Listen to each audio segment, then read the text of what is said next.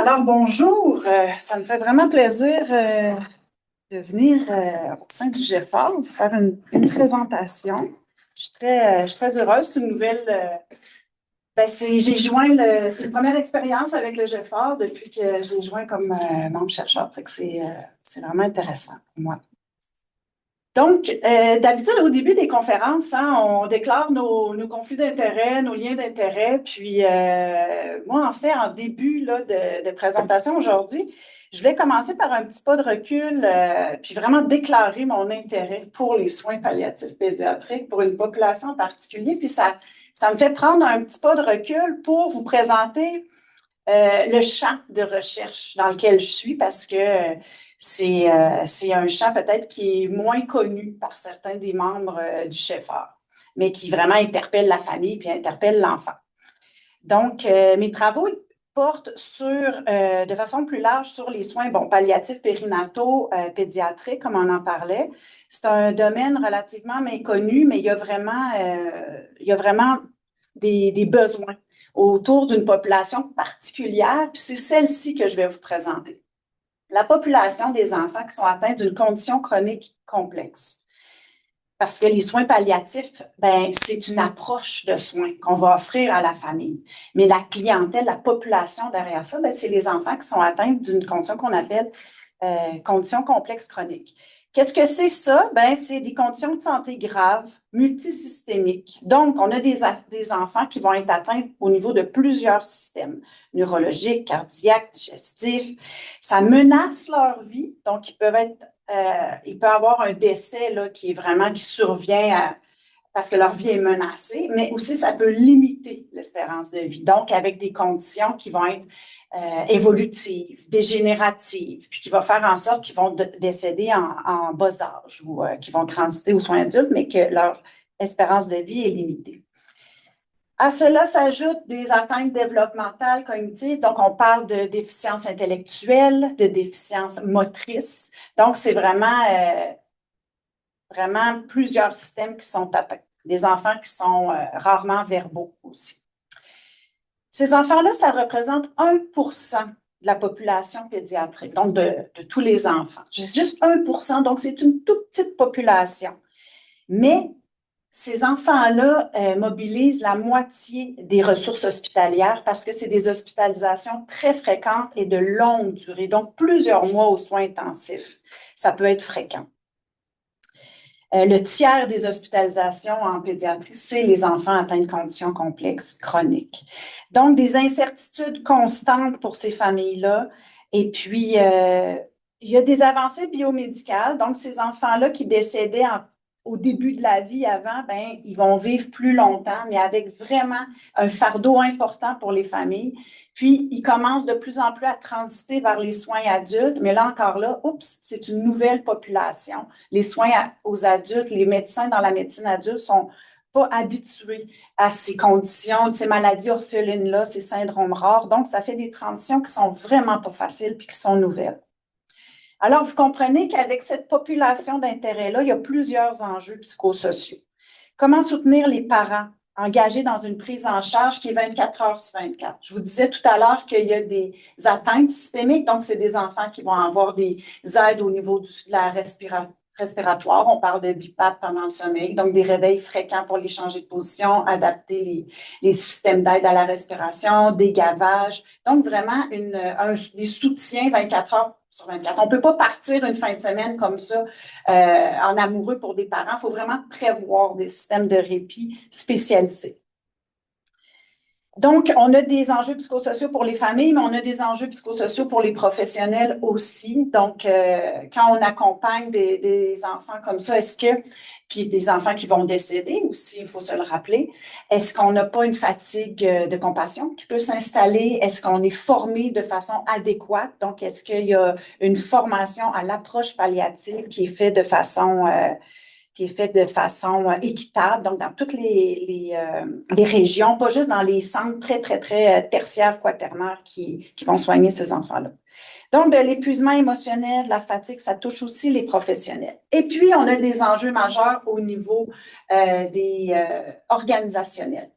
Est-ce qu'on remarque plusieurs niveau de service auprès de ces enfants-là. On parle des services hospitaliers, oui, donc des équipes hospitalières, mais on parle des équipes écoles aussi. Ici, dans la ville de Québec, par exemple, on a l'école Madeleine-Bergeron qui scolarise ces enfants-là jusqu'à 21 ans.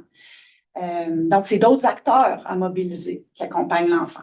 On a les centres de réadaptation en déficience physique qui sont impliqués aussi, donc une autre équipe. On a l'école des fratries, par exemple, qui sont impliqués, donc des enfants qui vont connaître puis des enseignants qui vont connaître cette famille-là par des fratries en santé, des fois, qui vont être aussi très, très touchés. Donc, c'est une petite population, mais dont les conséquences touchent et rayonnent vraiment sur un grand nombre d'acteurs.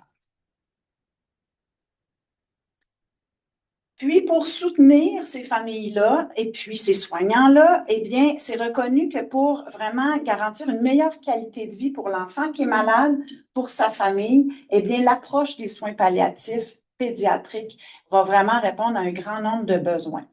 Et puis, c'est ce champ-là dans lequel je m'inscris. C'est les soins palliatifs pédiatriques pour les enfants qui se sont développés dans les années 80 à peu près, donc quand même plus tard que les soins palliatifs aux adultes qui s'est développé plus dans les années fin 60, début 70. Et puis là, depuis une dizaine d'années, une quinzaine d'années, mais on a vu apparaître vraiment plus les soins palliatifs périnataux. Donc, dès l'annonce d'un diagnostic d'une condition qui peut être potentiellement fatale au niveau du fœtus, donc, ou à la naissance, quand on ne l'a pas vu avant. Donc, c'est ça vraiment que je vais vous parler aujourd'hui. C'est un projet de recherche qui est cher à mon cœur parce que c'est un petit projet, donc un petit financement, un petit échantillon, comme vous allez voir, mais qui nous a permis vraiment de découvrir plusieurs besoins, puis on a des idées aussi pour la suite des choses, pour pousser davantage ce projet-là, puis en faire autre chose. Donc, c'est un diagnostic. Qu'est-ce que je vais vous présenter? C'est un diagnostic anténatal avec pronostic réservé. Donc, les couples qui sont dans ce choc-là. Qu'est-ce que c'est ça? C'est qu'en cours de grossesse, les femmes vont avoir différentes échographies, différents tests de façon régulière, routinière, qui s'assurent de la santé et du développement du fœtus. Puis, à un certain moment, autour de 20, 28 semaines, il va y avoir l'échographie de morphologie. Ça peut être fait aussi plus tard, qui pourrait déceler un diagnostic anténatal. Donc, par le biais de l'imagerie médicale, on va en venir à voir des malformations cardiaques, malformations digestives. Donc, vraiment, puis avec un pronostic réservé, ça veut dire que ça compromet les chances de survie de l'enfant à naître. C'est quelque chose qui touche une annonce qui touche de 3 à 5 des grossesses. Donc, on va recevoir une annonce d'anomalie congénitale ou génétique au niveau du couple là, qui attend cet enfant-là. 2 sont létales. 2 sont létales, ça veut dire, par exemple, une anencéphalie. Un enfant, un fœtus qui se développe, mais qui n'a pas de cerveau. Donc, vous comprenez que cet enfant-là n'est pas du tout viable. Donc, c'est sûr que ça va être un décès in utero, donc une morte de naissance, mais il ne se rendra pas à la fin de la grossesse, ou encore que vraiment dans les premières heures après l'accouchement, il va décéder de lui-même. Mais des fois, il y a des conditions qui ont beaucoup plus d'incertitudes, donc des conditions cardiaques ou d'autres types de conditions, notamment des trisomies 18 notamment, qui vont faire en sorte qu'on est dans des zones grises. Donc, c'est un champ de pratique vraiment, puis de clinique, puis de recherche qui est en émergence. Comment bien informer ces couples-là, donc le processus informationnel et surtout décisionnel. Comment ils réussissent à prendre une décision? C'est quoi les éléments qui nourrissent leur décision, à savoir, est-ce qu'on va vers une interruption médicale de grossesse, qui peut se faire vraiment très tardivement, on va en parler tout à l'heure, ou encore on continue la grossesse, puis on s'en va accompagné par des soins palliatifs périnataux qui vont nous accompagner là-dedans. Ça l'implique, dans la littérature, on voit que ça implique plusieurs consultants. C'est très interdisciplinaire, mais il y a vraiment des consultants en soins palliatifs périnataux ou des équipes soins palliatifs pédiatriques là, qui vont entourer l'équipe soignante d'obstétrique et puis les familles pour vraiment favoriser vraiment une implication au niveau décisionnel. puis éviter des regrets décisionnels associés à ça.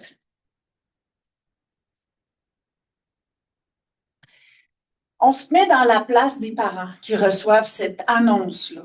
Donc, on fait une morphologie de routine, donc une échographie, je veux dire, de morphologie de routine, ou encore, on a des symptômes comme femme enceinte, et puis on va consulter. Puis là, on rencontre notre spécialiste, puis là, on reçoit ça, cette annonce-là.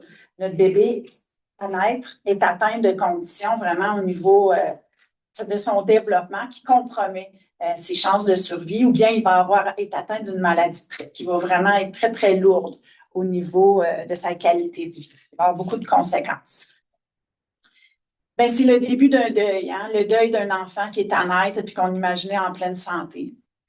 C'est un temps de réflexion qu'on va demander à ces parents-là de faire, mais de façon très rapide, hein, parce qu'on cherche à décider rapidement pour venir faire une interruption médicale de grossesse avant le 25 semaines ou le 24 semaines, parce que si on attend plus tard que ça, on doit passer devant le comité éthique, de bioéthique à l'hôpital. Donc, c'est une prise de décision qui est influencée par plusieurs facteurs. Ça influence les valeurs de la personne, qu'est-ce qu'on connaît sur la condition, nos certitudes, les statistiques, et puis c'est tout ça qu'ils vont demander aux personnes qui paraissent expertes de la situation, c'est-à-dire leur médecin. Donc, on a un choix d'interruption médicale de grossesse, de poursuite de la grossesse, ou encore de laisser les choses aller. Et puis, peut-être qu'il va y avoir une mort in utero, donc une morti-naissance qui va arriver bientôt. Post-intervention, ça veut dire qu'est-ce qu'on fait après? Est-ce qu'on soutient ces familles-là au niveau du deuil par la suite? Il y a des programmes qui ont vraiment un souci d'accompagner le deuil périnatal par la suite. Et puis, il y a des inégalités, des inégalités au niveau de l'accompagnement qui se fait de façon différente. Est-ce qu'on a des professionnels qui sont sensibilisés à ces questions-là ou encore que la prise de décision dans un contexte-là, c'est davantage aux médecins de dire quoi faire et puis on est plus dans une approche plus paternaliste. On a de tout ça dans la littérature. Les soignants, on reconnaît qu'ils ont un rôle central dans cet accompagnement-là, mais c'est des personnes qui ont leur propre système de valeurs et leurs croyances. Et puis, il y a vraiment une inégalité dans le type d'approche, autant dans le transfert d'informations que dans l'implication dans le processus décisionnel. C'est vraiment à géométrie variable selon les soignants parce qu'il n'y a pas de protocole clair qui dicte quoi faire aux équipes en ce moment dans de telles situations.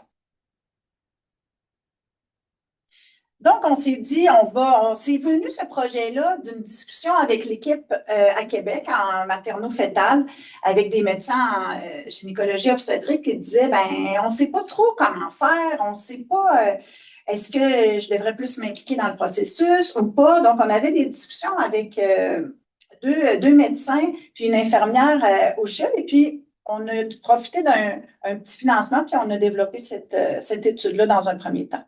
Pour décrire l'expérience parentale quant au processus informationnel et décisionnel, ça veut dire comment je reçois l'information et comment je prends cette décision-là de la marche à suivre après avoir reçu un diagnostic anténatal avec un pronostic réservé pour un enfant à naître. Donc, on voit ici que c'est vraiment une annonce. La première étape, c'est l'annonce que le couple va recevoir. Comment je reçois l'information, qui me la donne, comment se vit le processus de décision. Et puis ensuite, comment on transfère, qu'on applique cette décision-là. Là, ma flèche, c'est parce que je n'avais pas d'option, je l'aurais mis par ici parce que ce n'est pas circulaire. C'est comme la fin, l'application de la décision.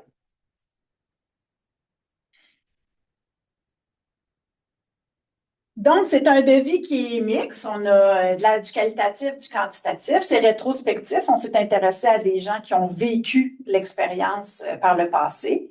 C'est des volontaires. Puis, au début, on a fait un recrutement via la communauté de l'Université Laval, la grande communauté par des envois de courriel. On pensait vraiment à pouvoir recruter de cette façon-là. Et puis, on n'a eu aucune réponse. Absolument aucune personne n'a intéressé. Donc, on a modifié notre stratégie de collecte de données. Puis, on est allé en collaboration avec un organisme communautaire en soutien au deuil périnatal. Puis là, ça a été très rapide. On a vraiment, il a vraiment suscité un intérêt très rapidement. Donc, là, je vous disais que c'est un devis mix. Une phase 1 qui est qualitative. des entrevues semi-structurées, puis ça s'est fait avec des entrevues en ligne. On a demandé à ces personnes-là de compléter des questionnaires, un questionnaire d'information sociodémographique, et puis 4 questionnaires au niveau de l'anxiété-dépression en lien avec un problème de santé, l'EAD, le deuil périnatal, le stress post-traumatique, ainsi que le regret décisionnel. On a cherché à quantifier ces variables-là. Puis là, dans la présentation d'aujourd'hui, je vais vraiment me centrer sur les résultats plus qualitatifs. Au niveau des résultats, ben, c'est 13. Quand je vous disais c'est un petit échantillon, c'est 13 entrevues qu'on a faites. On a 12 femmes, un homme. L'âge moyen était de 31 ans.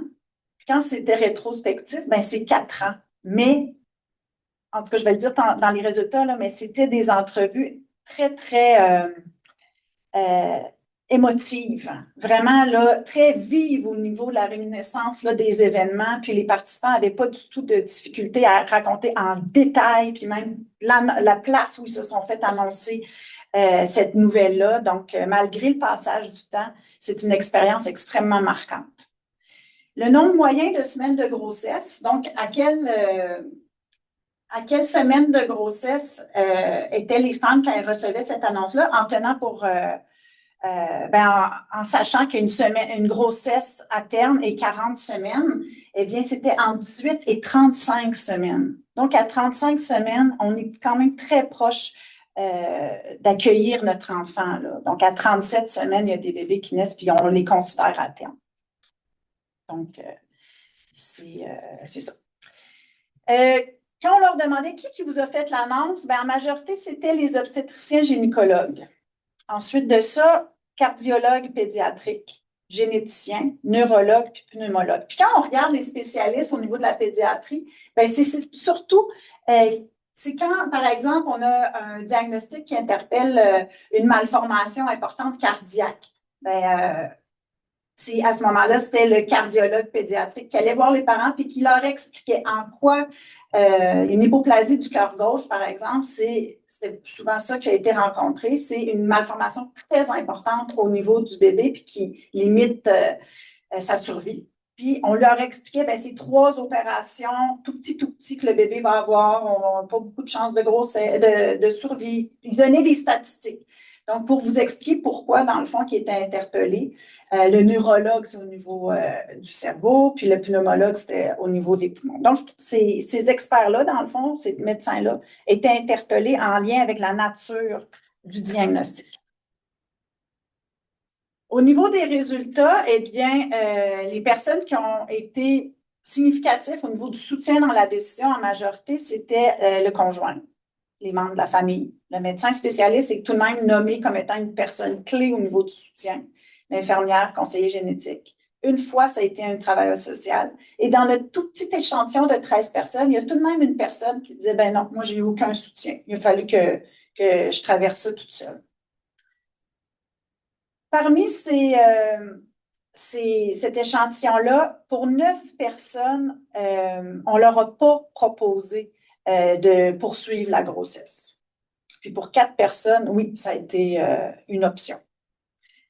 Puis dans cet échantillon-là, il y a 12 personnes, donc vraiment de façon majoritaire, qui ont fait la décision de l'interruption médicale de grossesse.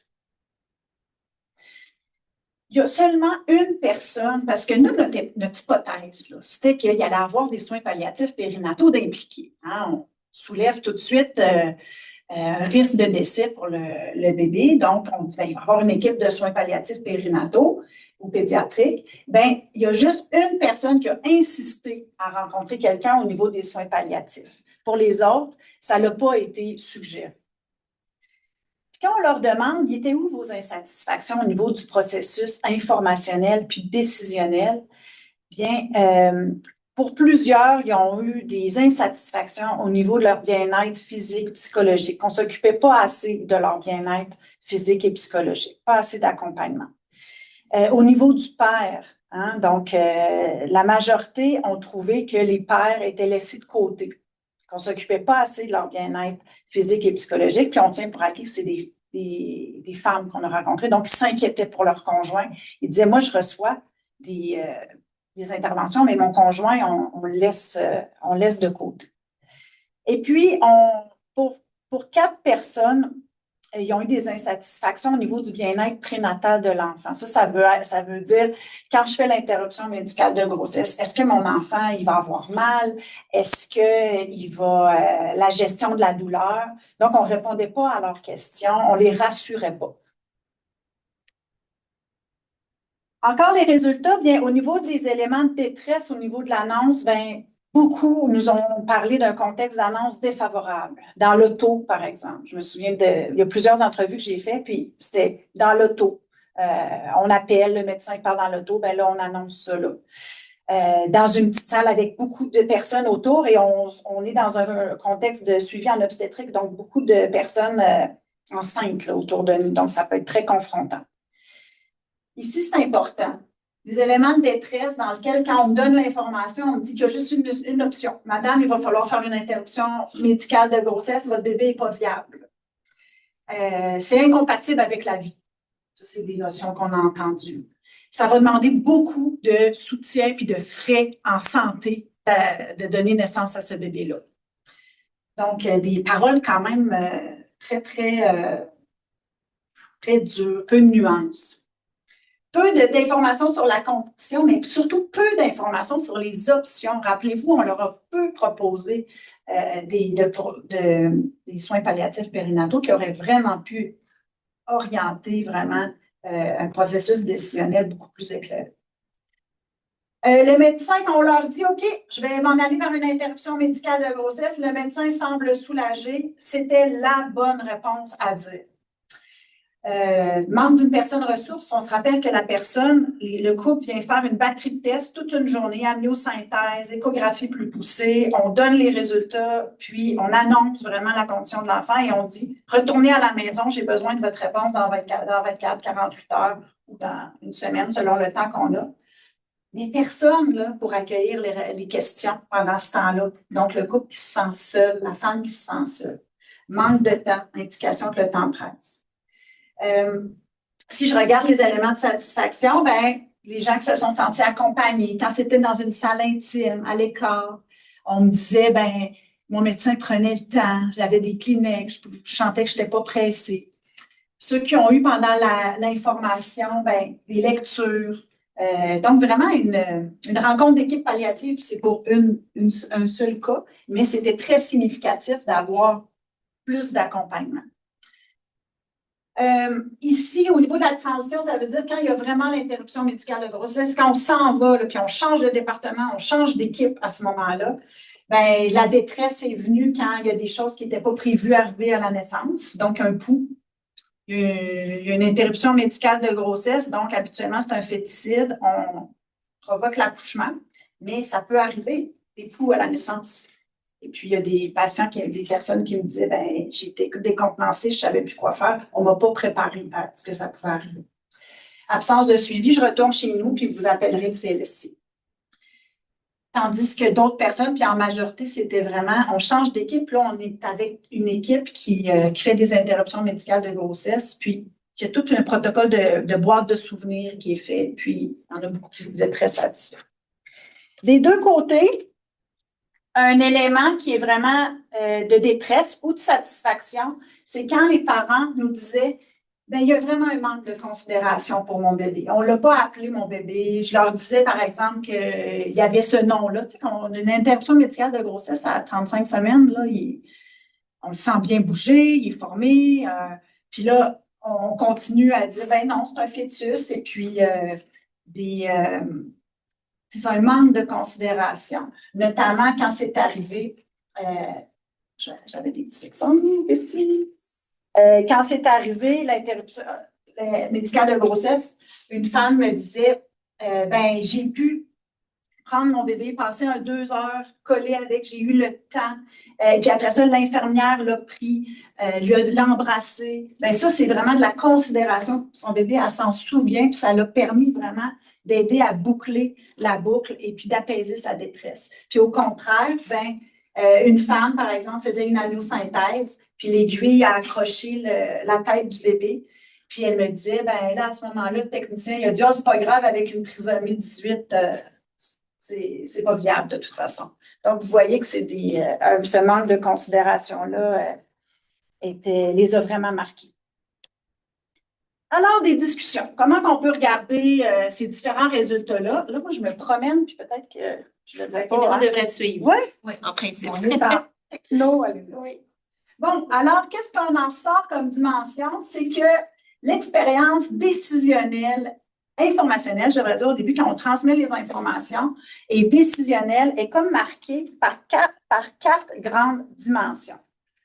Premièrement, c'est un isolement. On s'adresse beaucoup à la mère qui est enceinte et puis on met de côté davantage le père ou l'autre partenaire de vie.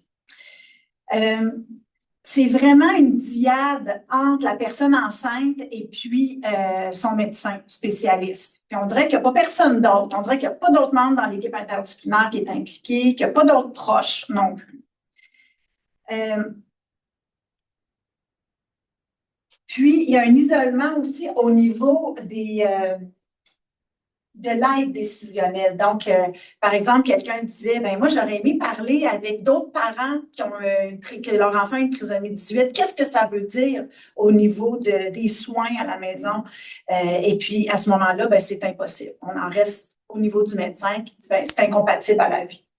Pourtant, quand on fouille sur Internet, il y a des associations aux États-Unis, il y a des enfants qui vivent plus longtemps là, que la période néonatale. Donc, beaucoup d'isolement. Il reste seul, puis il y a peu de soutien professionnel à ce moment-là. Essaie d'en parler dans la famille même, mais c'est tellement épidermique comme sujet. Chacun arrive avec ses valeurs. Puis là, j'avais l'impression que je faisais de la peine à mes parents. J'avais l'impression que je ne pouvais pas prendre vraiment une décision pour moi. Donc, on n'en parlait pas. Donc, il y a un repli sur soi à ce moment-là. C'est un choc émotionnel. Plusieurs disaient être dans un cauchemar, un brouillard dès l'annonce. Et il y a un retour à la maison. Puis, on est dans une contrainte temporelle. Le temps compte. Madame, prenez votre décision avant 24 semaines. On pourrait éviter d'aller au comité bioéthique. Donc, ça, mêlé ensemble, ça augmente énormément la détresse qui est vécue. Si j'étais vous, madame, l'option des soins palliatifs périnataux semble absente. Donc, pour un seul couple qui a vraiment insisté pour faire la demande, pour les rencontrer, bien, ça n'a pas été offert. Pas de soutien dans la période de réflexion. Donc, le couple retourne à la maison, a une petite fenêtre temporaire, puis on insiste pour prendre la décision plus rapidement. Et il n'y a personne à appeler, parce que les questions montent là, dans les jours suivants. Il n'y a personne à appeler, beaucoup dans l'isolement. Puis l'incertitude, bien, on est avec des statistiques, on est avec des conditions pour lesquelles il y a des zones grises. Et puis, c'est beaucoup d'espoir, d'incertitude qui vont cohabiter ensemble. L'espoir que c'est des erreurs au niveau de l'échographie, puis que finalement leur enfant, ça va être correct. Enfin, des fois, il y a des parents qui vont décider d'étendre le temps, de faire plus de procédures diagnostiques pour se faire confirmer plus tard. Puis, dans une période d'incertitude comme ça, ben, il se retourne vers l'expert, qui est le médecin. Qu'est-ce que vous feriez pour nous? Puis, le médecin, bien, il est habité de ses valeurs, de qu'est-ce qui est jugé bon pour lui de faire. Et puis, ça se reflète sur l'accompagnement. 2005. 2005, parfait. Donc, certains éléments de discussion. Bien, les soins palliatifs périnataux, dans cette période-là, nous, on pensait véritablement découvrir des couples qui allaient avoir été approchés par l'équipe des soins palliatifs périnataux, puis, aux surprises, ils ne sont pas là. C'est une nouvelle approche, surtout au niveau, c'est ça, in utero, là, quand il y a vraiment un diagnostic qui se fait in utero dans la préparation. Parce que sinon, bien, les soins palliatifs peuvent commencer dès la naissance. Mais tout cet aspect-là de prise de décision anténatale, c'est plus nouveau. Mais les soins palliatifs périnataux dans la littérature, bien, c'est reconnu comme une approche vraiment holistique, centrée sur l'accompagnement. Puis, quand c'est initié dès l'annonce d'un diagnostic anténatal, bien, on s'active sur 5 grands piliers. La gestion active des symptômes, pour pour assurer le confort à l'enfant, ça c'est une fois qu'il est né, ou pendant l'interruption médicale de grossesse. L'accompagnement des décisions parentales complexes, puis c'est là vraiment que ce projet de recherche-là se situe. La planification anticipée, la création de souvenirs, le soutien psychosocial, ça veut dire qu'on est là, même dans la période à la maison, pendant qu'il faut qu'il y a une décision à prendre, il y a quelqu'un qui peut vraiment recevoir la détresse puis l'aide à la décision. C'est recommandé dans la littérature d'inclure les professionnels des soins palliatifs périnataux, qui sont une équipe interdisciplinaire, dès l'annonce d'un pronostic anténatal. Ça va aider tout le monde. Pour ceux qui vont recevoir une interruption médicale de grossesse, mais aussi pour ceux-là qui vont décider d'aller vers un accouchement, vers une poursuite de grossesse, puis peut-être que cet enfant-là va vivre 1 an, 2 ans, 3 ans. On ne sait pas, il y a beaucoup d'incertitudes. Il y a des voies de développement. Donc, avant ça, je veux parler des enjeux éthiques. Ça nous a vraiment touché à quel point la notion de consentement, d'autonomie, dans le fond, au niveau éthique, est-ce que les parents prenaient vraiment un consentement libre et éclairé quand il n'y avait pas toute cette information-là, quand il y avait beaucoup d'incertitudes, quand il y avait peut-être un biais au niveau de l'information donnée par les médecins, quand il y a des conflits à l'intérieur du couple ou de la famille, puis quand il y a des enjeux de manque de temps. Est-ce que tout ça fait en sorte que la décision est libre et éclairée? Alors ça, il y a vraiment un enjeu éthique qui s'y pose. Dans les voies de développement, bien, il y a l'élaboration d'un outil d'aide à la décision. Ça, c'est un élément sur lequel j'aimerais travailler. Donc, de pouvoir un peu rendre une démarche plus structurée dans la période de choc émotionnel pour aider la personne vraiment à prendre une décision de façon accompagnée. Donc, les cliniciens de soins palliatifs doivent demeurer un peu les gardiens de ces outils-là. Ce n'est pas un outil qu'on complète comme ça dans sa d'attente. Donc, vraiment de façon accompagnée, mais vraiment pour s'ancrer dans nos valeurs. Puis, la revue une revue systématique mixte au niveau des interventions évaluées là, qui existent. Ça, c'est quelque chose sur lequel je vais travailler pour voir qu'est-ce qui est fait actuellement, puis comment on pourrait, au Québec, bonifier nos interventions dans ce sens-là. Il y a des biais. C'est un tout petit groupe d'échantillons, un tout petit échantillon, donc une petite partie de l'expérience vécue. C'est regroupé dans un groupe d'entraide, donc des gens qui étaient vraiment déjà mobilisés dans un groupe d'entraide qui avaient reçu du soutien. Puis c'est dans une seule région qu'on a fait cette étude-là. Donc, comme conclusion, c'est une situation dont l'incidence est amenée à augmenter parce que la technologie biomédicale s'améliore sans cesse, se développe. Et puis, on est en mesure vraiment de faire des pronostics de plus en plus fins au niveau anténatal. Mais c'est une problématique qui engendre une détresse importante parce que les parents me le disaient, j'étais responsable de sa mort ou de sa vie au niveau de mon bébé. Les cliniciens nous interpellent, comme je vous disais, ils ont besoin de formation, ils ont besoin d'outils, puis c'est très inéquitable d'une région à l'autre. Et puis, l'implication des équipes en soins palliatifs pourrait vraiment apporter un soutien à la décision, notamment par l'outil que je vous parlais, l'outil d'aide à la décision, mais par le soutien qu'il représenterait dans toute cette trajectoire décisionnelle-là. Tant pour les parents qui vont avoir une décision d'interruption médicale de grossesse, qui peut avoir un deuil très difficile quand même, jumelé à ça, c'est une expérience difficile. Et puis, autant pour ceux qui vont continuer leur grossesse. Donc, voilà. Vincent Couture, un collègue à moi avec qui on a fait cette étude-là. Sophie Roy, qui est étudiante au doctorat en GEFOR, notamment, qui travaille, elle, d'un projet qui a découlé un peu de cette étude-là, mais qui étudie un peu les réseaux de soutien pour ces parents-là qui décident de poursuivre la grossesse. Puis le financement qui a été obtenu pour cette étude-là. Donc voilà, ça fait le tour.